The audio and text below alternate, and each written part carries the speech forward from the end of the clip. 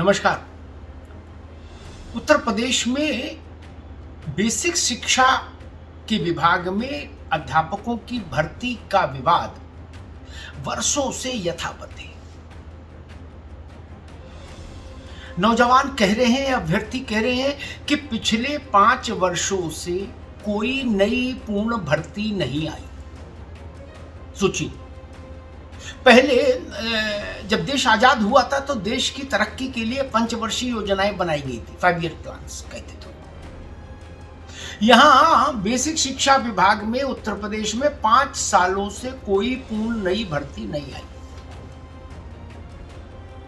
दिसंबर 2018 में एक भर्ती आई थी, वो भी समायोजन की भर्ती थी। चूंकि शिक्षा मित्रों को सहायक अध्यापक के पद से सुप्रीम कोर्ट के आदेश के कारण हटाना पड़ा था सरकार को, इस नाते वो भर्ती आई। यानी पूर्णकालिक भर्ती कोई नहीं आई। 5 साल तो हो ही गए, पक्का पक्का। स्वाभाविक है, इस पर जो अभ्यर्थी हैं, जो नौजवान हैं, युवा हैं, उनमें बेचैनी होगी, उनमें आक्रोश होगा। इसके लिए समय समय पर धरना, प्रदर्शन, आंदोलन होते रहे और समय समय पर लाठी चलती रही, मुकदमे होते रहे, गिरफ्तारी होती रही छात्रों की। लखनऊ हो, चाहे इलाहाबाद हो, बनारस हो और चाहे कानपुर हो, सब जगह। लखनऊ के तो कुछ स्थान स्थायी तौर पर धरना स्थल के तौर पर तब्दील हो गए इन्हीं सब कारणों से। अब इस मसले में ताजा विवाद तब भड़क उठा जब अभी 2 दिन पहले राज्य के पूर्व मुख्यमंत्री और भाजपा के बड़े नेता स्वर्गीय कल्याण सिंह जी की एक मूर्ति का अनावरण था उन्नाव में। तो वहां कल्याण सिंह जी के बेटे राजवीर, जो सांसद हैं, वो भी थे, और राजवीर जी के बेटे संदीप सिंह, जो उत्तर प्रदेश में बेसिक शिक्षा मंत्री हैं, वो भी थे। स्वाभाविक उनके बाबा की मूर्ति का अनावरण था। वहां संदीप सिंह से प्रश्न हुआ कि मंत्री जी, नई भर्ती आएगी, कब आएगी, नहीं आएगी, क्या होगा? मंत्री जी ने कहा कि भाई, नई भर्ती का तो अभी कोई मसला ही नहीं है। अभी तो पुराने मामले ही अदालतों में लटके हैं, कोई अटके हैं, भटके हैं, लटके हैं, उन्हीं को सुलटाने में लगे हुए हैं। पहले उनको सुलटाएंगे और फिर जब कभी भर्ती आएगी तो हम ये सुनिश्चित करेंगे कि ईमानदारी से और पारदर्शी ढंग से भर्ती हो अध्यापकों की। मंत्री जी ने ये कह के अपना पल्ला झाड़ लिया। आप सोच सकते हैं किसी भी मंत्री के लिए बोलना कितना सहज है। उनको 30 सेकंड लगे, हाथ झाड़ लिया।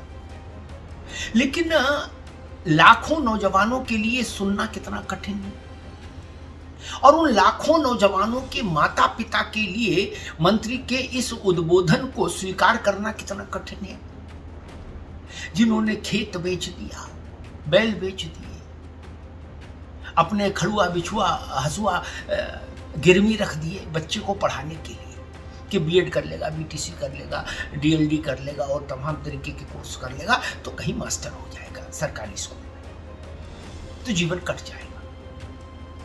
अपने मोतियाबिंद के आंख का ऑपरेशन नहीं कराया कि नहीं बेटा पढ़ा ले, बेटी पढ़ा ले।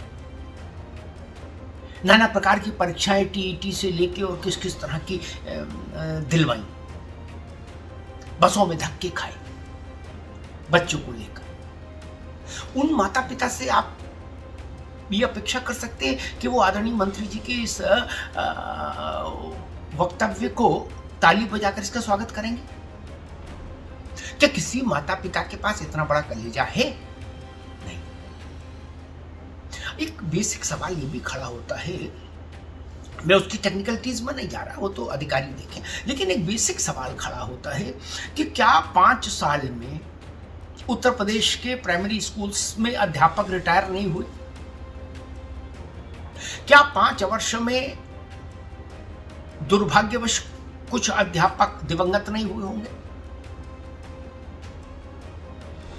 क्या इन 5 वर्षों में कुछ अध्यापकों ने स्वास्थ्य और अन्य कारणों से पद नहीं छोड़े होंगे?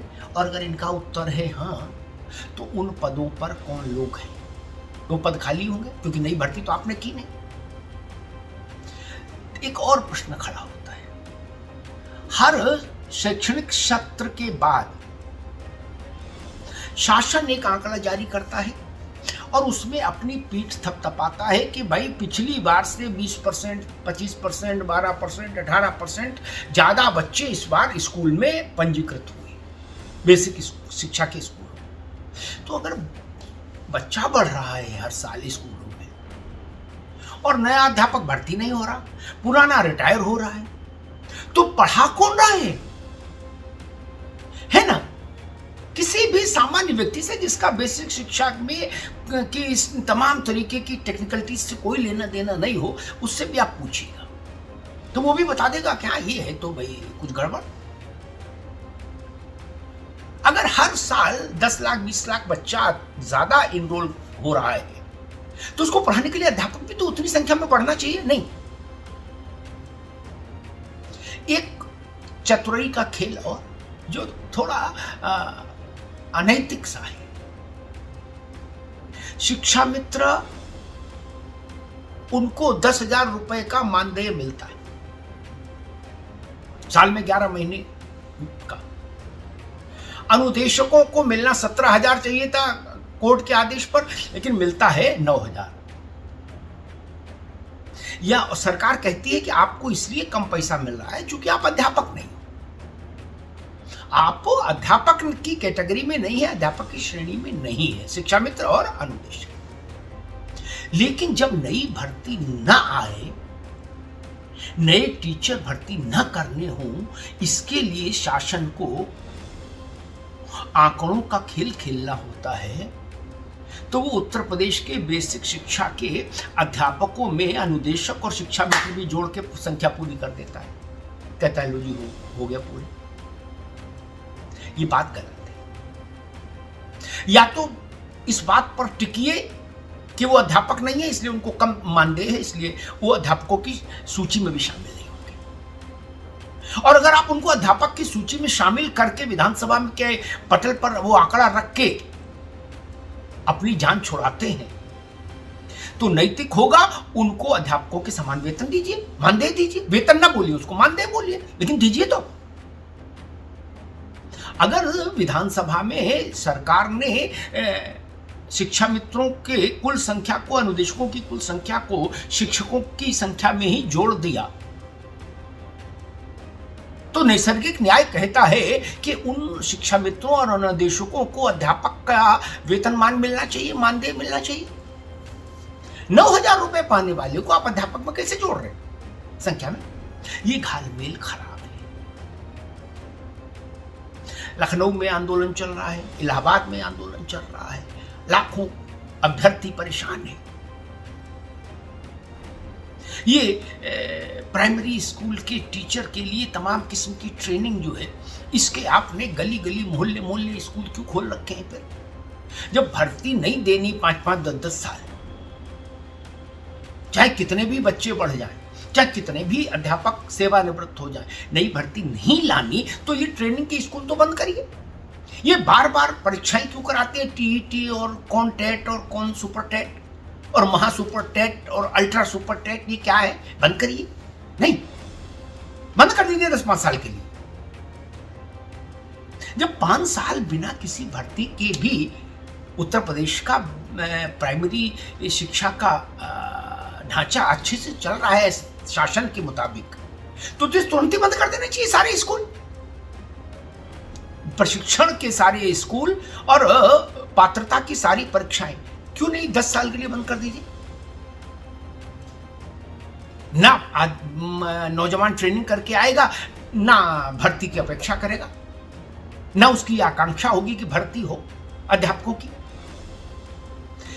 ये बड़ा ज्वलंत प्रश्न है। जितनी सरलता से मंत्री कहेंगे कि अभी नई भर्ती का कोई विचार नहीं है शासन के मन में, शासन के पास, उतना विषय वो सरल है नहीं। वो उत्तर प्रदेश के लाखों नौजवानों और उनके परिवारों की आशा, अपेक्षा और आकांक्षाओं से जुड़ा एक कारुणिक प्रश्न है। इन 5 वर्षों में कितने बच्चे, कितने नौजवान ओवर एज हो गए होंगे?